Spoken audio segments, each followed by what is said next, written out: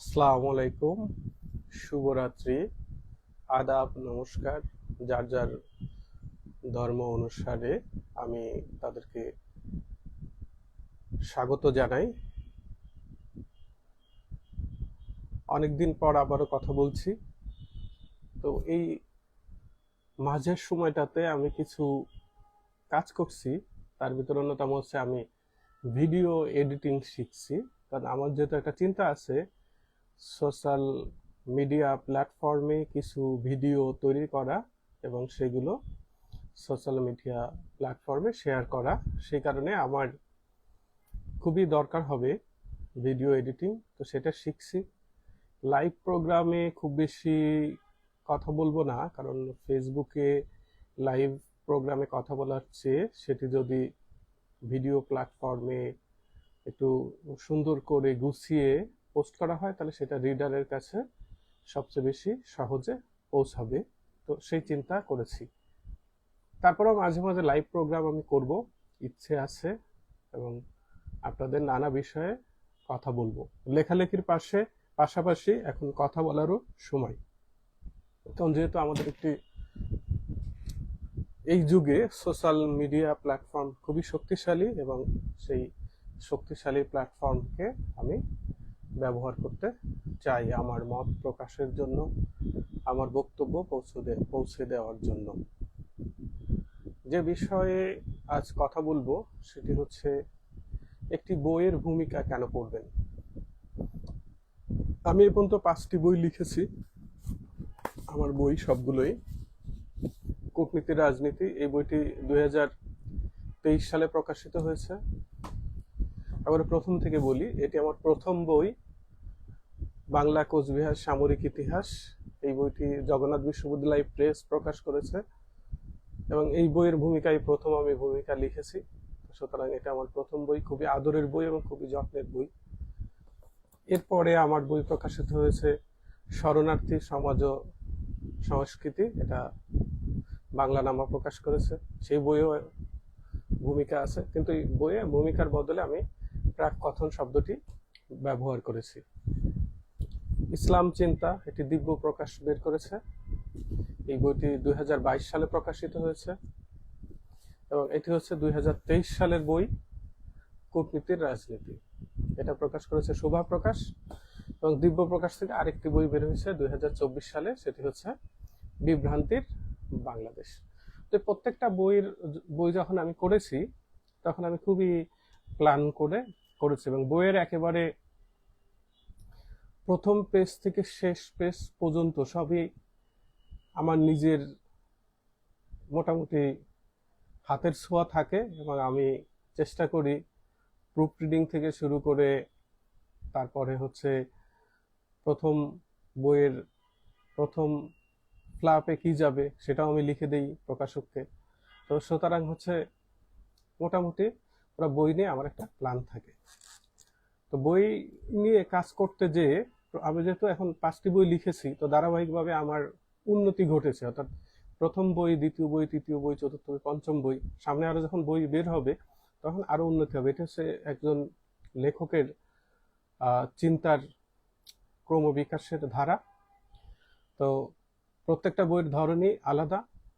এই আলাদা বই আলাদা প্রেক্ষাপটে আলাদা পরিপ্রেক্ষিতে লেখা হয়েছে। প্রথম বইটা বাংলা কোচবিহার সামরিক ইতিহাস। এই বইটি পুরাপুরি একটি গবেষণা বই, এবং এভাবে একটি সামরিক ইতিহাসের উপরে বাংলা ভাষাতে গবেষণা বই, সেটি বেশ কঠিনই বলা যায় লেখা।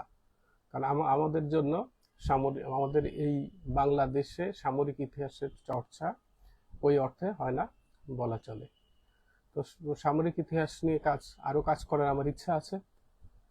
তো আমি আমার একটি বই দিয়েই কথা বলি। তো প্রায় আমার কাছে অনেকেই প্রশ্ন করেন বই নিয়ে।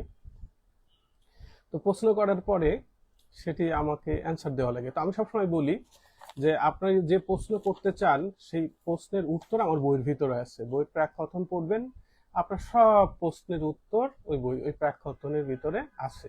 কারণ আমি যখন লিখেছি তখন এটা একজন রিডারের মন থেকেও লিখেছি, যে একজন রিডার বইটি পাওয়ার পরে কি কি প্রশ্ন তার মনে জাগতে পারে। অর্থাৎ আমি যখন বই পড়ি তখন আমার মনেও তো অনেক প্রশ্ন জাগে, সেই প্রশ্নের উত্তরও তো আমি খুঁজতে চাই, কিন্তু আমার পক্ষে তো আর ওই সেই লেখককে খুঁজে পাওয়া সম্ভব না। তো আমি আমার এই বইটা যখন পাঠকের হাতে পৌঁছাবে তখন তো আমি পাঠকের কাছে উপস্থিত থাকবো না, অথবা আজ থেকে 100 বছর পরে, 200 বছর পরে, 500 বছর পরে, আমি জানি না কত বছর আমার বইটা বেঁচে থাকবে। তো ততদিন পরে আমার এই বইটি একজন রিডার পড়বেন, তখন তিনি যেন তার প্রশ্নের উত্তরগুলো পান, সেই চেষ্টা আমার আছে। আমাদের মনে থাকার কথা, ছোটবেলায় যখন আমরা বাংলা সাহিত্য পড়েছি তখন আমরা সাহিত্যের যে বিভিন্ন গল্প, উপন্যাস, ছোট গল্প, তার নামকরণের সার্থকতা পড়েছি। তো একটি বইয়ের যখন নাম করা হয়, সেই নামকরণের ক্ষেত্রে লেখক কিছু বিষয় চিন্তা করে নামকরণ করেন। যেমন আমার এই বইটির নাম হচ্ছে বিভ্রান্তির বাংলাদেশ।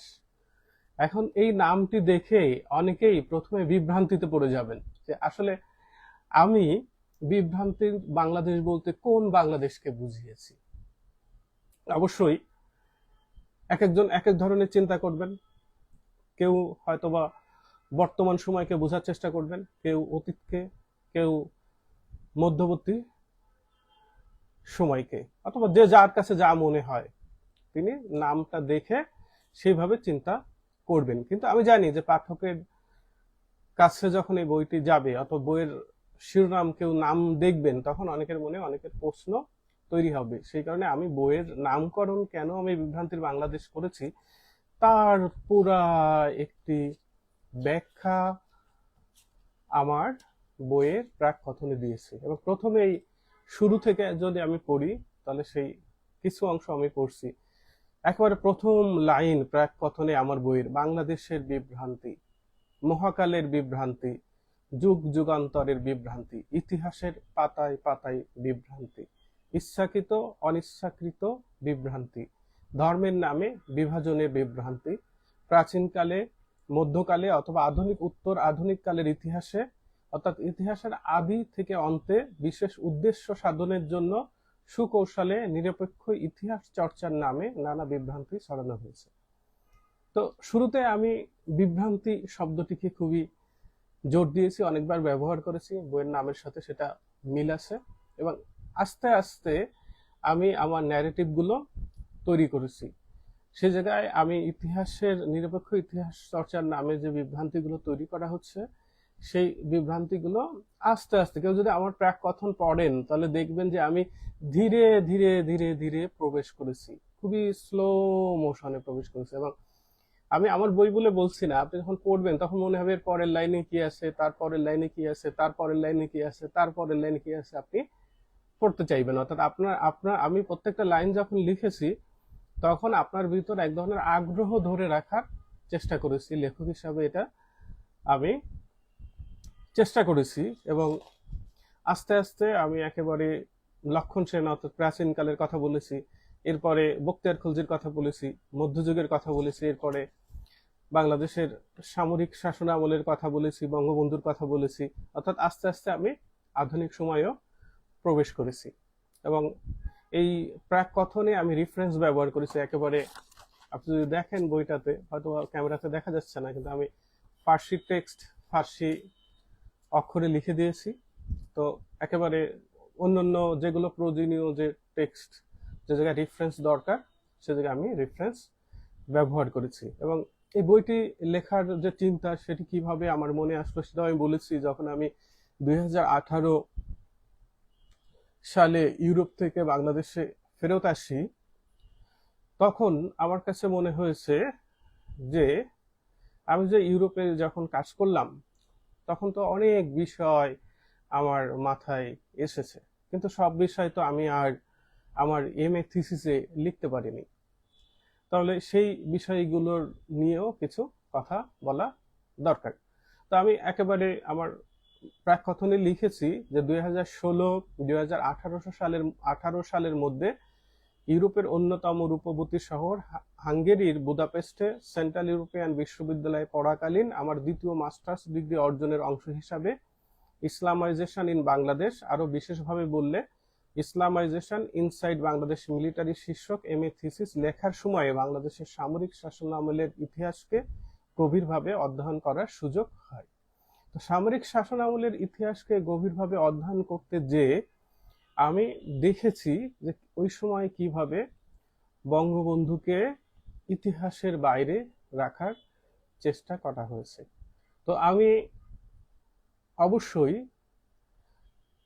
একজন ইতিহাসের ছাত্র হিসাবে সামরিক শাসন আমলের ইতিহাসকে নিরপেক্ষ জায়গা থেকে বিশ্লেষণ করব, আর সেই নিরপেক্ষ জায়গা থেকে বিশ্লেষণ করতে গিয়ে যদি আমি কোনো বিভ্রান্তি দেখি তাহলে সেই বিভ্রান্তিগুলো তুলে ধরবো, সেটাই আমার কাজ, আমি সেটাই করেছি।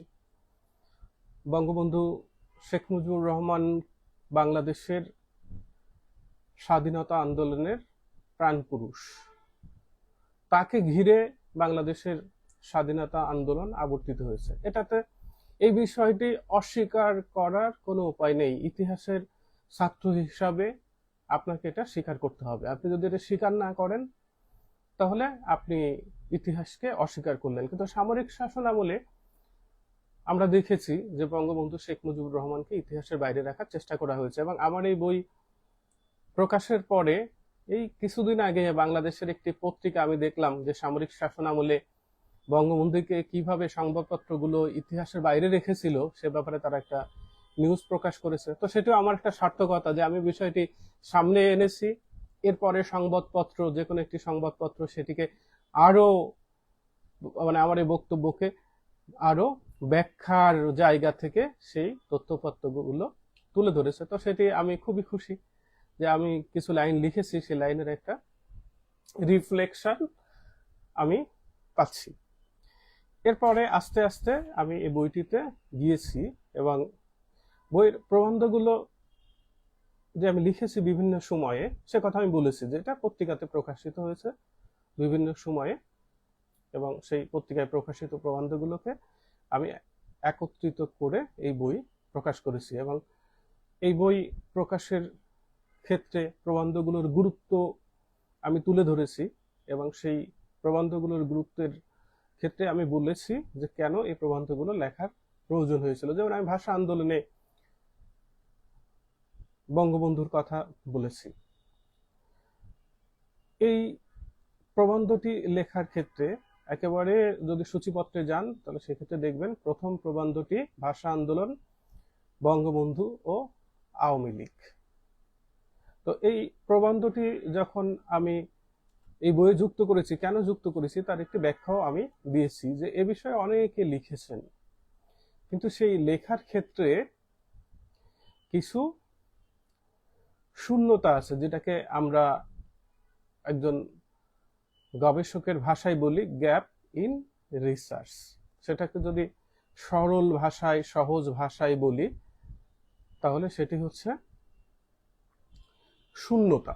অর্থাৎ কোথাও শূন্যতা আছে, সেই শূন্যতা পূরণের জন্য আরেকজনকে চেষ্টা করতে হয়। তো সেই চেষ্টাই গবেষক করেন, যেটাকে গবেষণার ভাষায় বলে গ্যাপ ইন রিসার্চ। আমি সেটা বলেছি, ব্যাখ্যা করেছি। এবং একইভাবে 7 মার্চের ভাষণ ও বঙ্গমাতা শেখ ফজিলাতুন্নেসা মুজিব, এটি আমার আরেকটি প্রবন্ধ, সেটাও কেন আমি এই বইয়ে যুক্ত করেছি সে বিষয়ে বলেছি। সেটার গ্যাপ ইন রিসার্চ কি সেটাও আমি বলেছি। এরপরে আসেন একটি প্রবন্ধ অন্য একজনের লেখার সাথে কিছুটা মিল আছে, যেমন হচ্ছে দাড়ি টুপি মানে কি রাজাকার। তো সেই জায়গায় আমি ব্যাখ্যা দিয়েছি যে তার লেখার আগে আমি লেখাটা লিখেছিলাম এবং তিনি একটা দুইটা লাইন হয়তো বা তার বইয়ে বলেছেন এ বিষয়ে, কিন্তু আমি পুরো একটি প্রবন্ধ লিখেছি, কিন্তু সেটাও আমি এই জায়গায় উল্লেখ করেছি যেটা আমার নজরে পড়েছে। এরপরে প্রবন্ধগুলো কবে থেকে কবে লেখা হয়েছে বা প্রকাশিত হয়েছে সে ব্যাপারেও আমি বলেছি যে 2011 থেকে 2023 সালের মধ্যে অনলাইন ও ছাপা সংবাদপত্রে প্রবন্ধগুলো প্রকাশিত হয়েছে। অর্থাৎ এই জায়গায় অপ্রকাশিত প্রবন্ধ না, প্রকাশিত প্রবন্ধ সে কথাও আমি বলেছি, এবং মোট কতটি প্রবন্ধ যুক্ত হয়েছে সেটিও আমি প্রাককথনে বলেছি, 21টি প্রবন্ধ। এবং এর ভিতরে একটি প্রবন্ধ যেটা আমি একেবারে মাঠ জরিপের মাধ্যমে লিখেছি, সাক্ষাৎকার গ্রহণের মাধ্যমে লিখেছি, ফুলতলার প্রতিরোধ যুদ্ধে শহীদ রফি, সেটাও আমি লিখেছি বা সেটাও আমি বলেছি। তো আপনি যদি আস্তে আস্তে এই প্রবন্ধগুলোতে মানে প্রাককথন পড়েন, তাহলে দেখবেন যে আপনার মনে যে প্রশ্ন জাগবে সেই প্রশ্নগুলোর উত্তরেই প্রাককথনের ভিতরে আমি দেওয়ার চেষ্টা করেছি। এরপরে এভাবে যদি আসেন, তারপরে এগুলোকে কেন আমি গবেষণা প্রবন্ধ না বলে প্রবন্ধ বলছি, সেই বিষয়েও আমি ব্যাখ্যা দিয়েছি। এবং সেক্ষেত্রে এস শিবা কুমার ও লিসা পি লুকোসের একটি প্রবন্ধ, how to read, assess and write a research article, এই প্রবন্ধটির কে উল্লেখ করে আমি গবেষণা প্রবন্ধ এবং প্রবন্ধ দুটার ভিতর যে পার্থক্য আছে সেই পার্থক্য দেখানোর চেষ্টা করেছি। এই প্রবন্ধটি যদি আপনি পড়েন, এই এস শিবাকুমার ও লিসা পি লুকোসের প্রবন্ধটি যদি পড়েন, যারা লেখালেখি করেন, আমি তাদেরকে বলবো যে তারা এই প্রবন্ধটি পড়বেন। আমার একসময় প্ল্যান আছে যে এই প্রবন্ধের উপরেও একটি বক্তৃতা আমি তৈরি করব, কেন আপনি একজন পাঠক হিসাবে, একজন লেখক হিসাবে এস শিবাকুমার ও লিসা পি লুকোসের প্রবন্ধটি পড়বেন। আমি আমার বইয়ে প্রাককথনে ওই প্রবন্ধের উদ্ধৃতি দিয়েছি এবং সেই কথা উল্লেখ করেছি।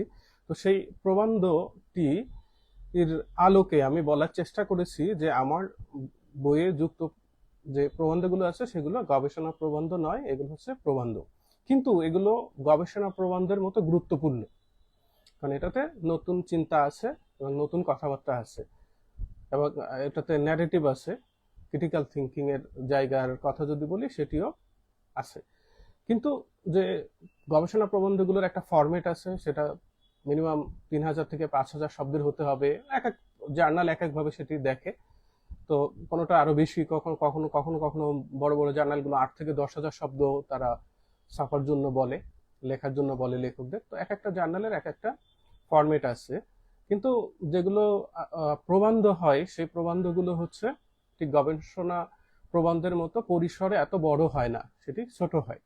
তো সেক্ষেত্রেও আমি বলেছি যে এইগুলো ওই চিন্তা থেকে প্রবন্ধ, এবং আমি ভবিষ্যতেও আমার চিন্তা আছে যে গবেষণা প্রবন্ধ প্রবন্ধ এগুলোর ভিতরে আসলে পার্থক্য কি। অনেকেই সেটা আমাদের দেশে জানে না, আমরা গবেষণা প্রবন্ধ এবং প্রবন্ধকে এক কাতারে ফেলার চেষ্টা করি। তো সেইগুলো নিয়েও আমার কথাবার্তা বলার ইচ্ছা আছে, যেহেতু আমি ভিডিও তৈরি করব এবং সোশ্যাল মিডিয়া প্ল্যাটফর্মকে ব্যবহার করব আমার কথাবার্তা বলার জন্য, সেক্ষেত্রে এসব বিষয়ে ধীরে ধীরে আমি কথা বলবো, তখন আপনারা এই বিষয়গুলো জানতে পারবেন আশা করি।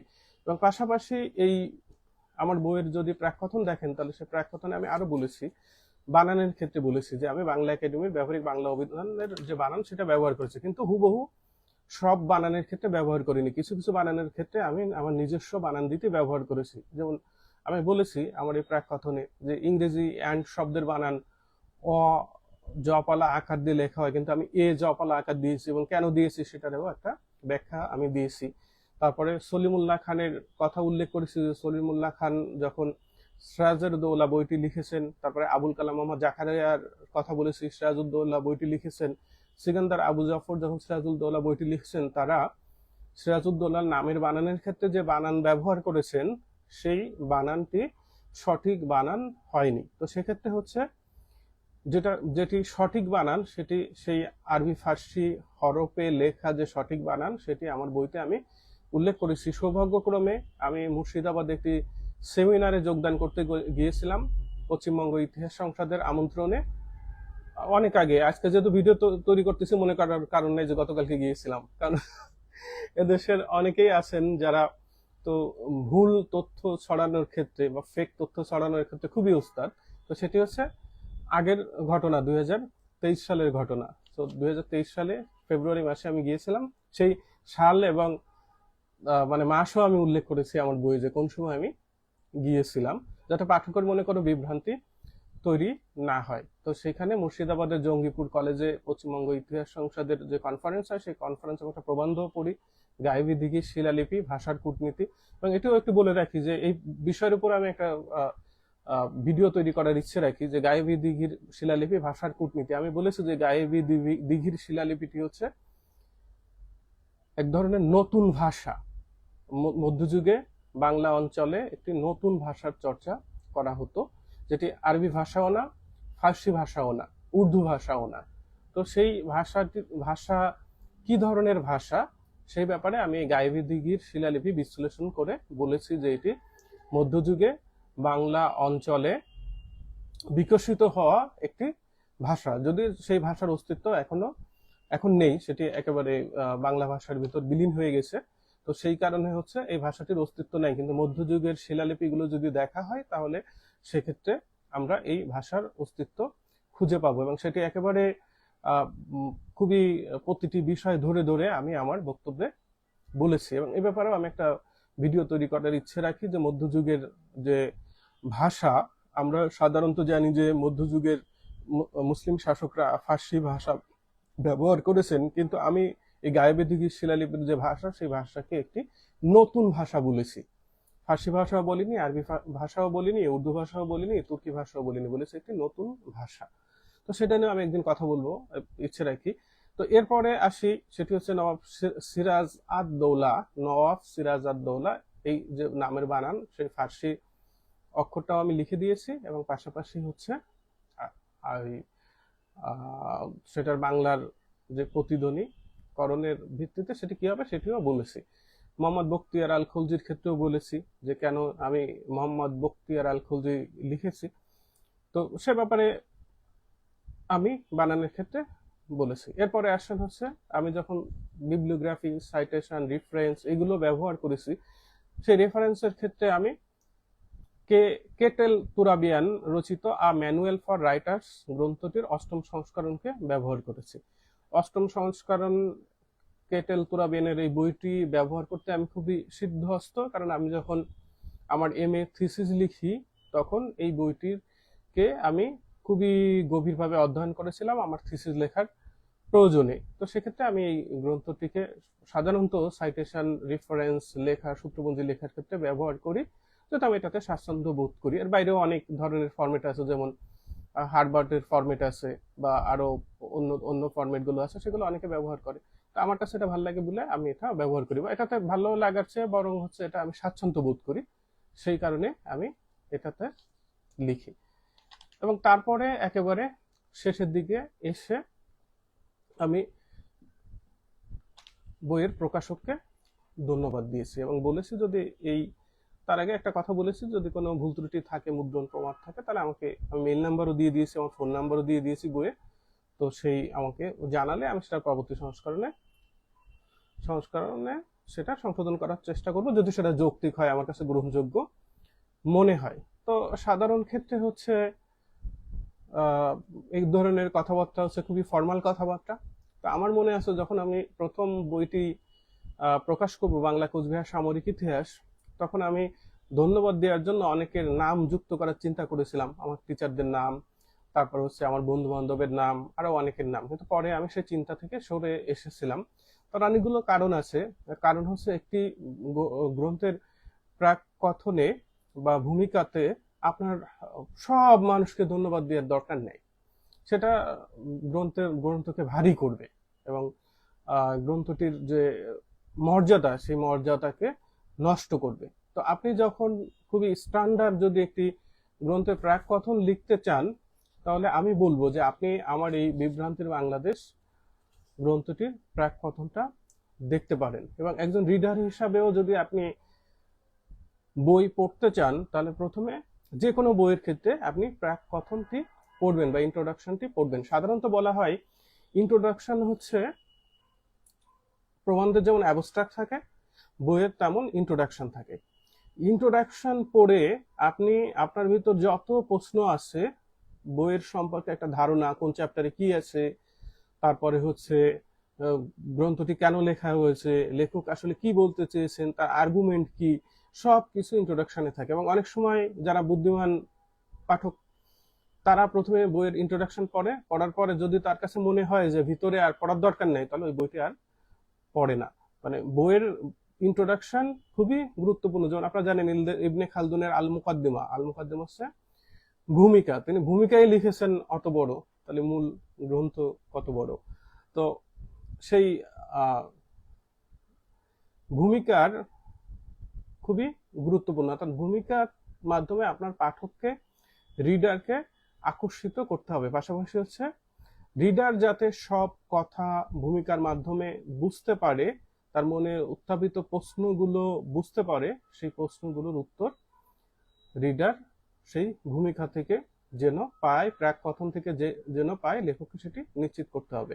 আর পাঠকদের জন্য যেটি বলবো, আমি মূল যে বিষয়ে কথা বলতে চেয়েছিলাম সেটি হচ্ছে যে আপনি কেন ভূমিকা পড়বেন। আশা করি এর মাধ্যমে, আমার এই বক্তব্যের মাধ্যমে আপনি একটি ধারণা পাবেন। কিন্তু পাশাপাশি হচ্ছে আমি অন্য আরো কয়েকটি বই নিয়ে আরেকটি ভিডিও করব চিন্তা করেছি, যে আরেকটি ভিডিওতে আমি যেটা আমার নিজের বই থেকে আমি বললাম, কিন্তু অন্য আরো যে বই আছে, আমার পিছনে দেখতে পাচ্ছেন অনেক বই আছে, এই বইগুলোর ভূমিকাগুলো নিয়ে কিছু কিছু, সব বই না, কয়েকটা সিলেক্টিভ বইয়ের, দেশি বিদেশি বইয়ের ভূমিকাগুলো নিয়ে একদিন আলোচনা করার ইচ্ছে রাখি, যে একজন পাঠক হিসাবে আপনি কেন ভূমিকা পড়বেন। এক কথায় বলি, কোনো বইকে বুঝতে হলে প্রথমে আপনাকে ভূমিকা পড়তে হবে। লেখকের সব বক্তব্য, লেখককে বুঝতে হলে আপনাকে ভূমিকা পড়তে হবে। লেখকের যে আর্গুমেন্ট গুলো, সেটি বুঝতে হলেও আপনাকে ভূমিকা পড়তে হবে। লেখক কেন বইটি লিখেছেন, বইয়ের নামকরণ কেন করেছেন, সেটা বুঝতে হলে আপনাকে ভূমিকা পড়তে হবে। ভূমিকা পড়া ছাড়া আপনি যদি বই পড়া শুরু করেন, তাহলে ওই বই পড়ার কোনো অর্থ নেই। প্রথমে আপনি ভূমিকা পড়বেন খুব মনোযোগ দিয়ে, দরকার হলে একাধিকবার ভূমিকা পড়বেন, তারপরে মূল বইটি পড়া শুরু করবেন। তাহলে আপনার মূল বই পড়ার ক্ষেত্রে অনেক সহজ হবে। অনেক বিষয়ই যারা ভালো লেখক তারা ভূমিকাতে বলেন। তো মোটামুটি আজকে এই পর্যন্তই। এরপরে আরো অনেক বিষয়ে আমরা কথা বলবো এবং মাঝে মাঝে কথা বলবো। আমি বলবো যে আমার পেজটিতে লাইক দিয়ে যুক্ত থাকবেন, কারণ আমি এই বইয়ের আলোচনা থেকে শুরু করে নানা বিষয়ে আলোচনা করার ইচ্ছা থেকেই আমি আমার পেজটি চালু করেছি, এবং সেই পেজ চালু করার ক্ষেত্রে অবশ্যই আপনাদের সহযোগিতা লাগবে। কারণ আপনারা যদি ফলো করেন, আপনারা যদি যুক্ত থাকেন, তাহলে খুব সহজে আমার বক্তব্যগুলো আপনাদের কাছে পৌঁছে যাবে, এবং আমি কখন কি করছি, কোন সময় লাইভ আয়োজন করব, কোন সময় আমি ভিডিও আপলোড করব, কোন সময় পোস্ট করব, সেগুলো আপনারা খুব সহজে জানতে পারবেন। তো সেইগুলো যদি আপনারা জানতে চান, তাহলে আমার পেজের সাথে যুক্ত থাকুন। এখনকার সময়ে পেজের শুধু ফলো বাটনে ক্লিক করলেই ফলো হয় না, আপনারা যদি লাইক বাটনে ক্লিক করেন তাও ফলো হবে। তো আপনারা আমার পেজ লাইক করবেন। ভালো থাকবেন। শুভরাত্রি।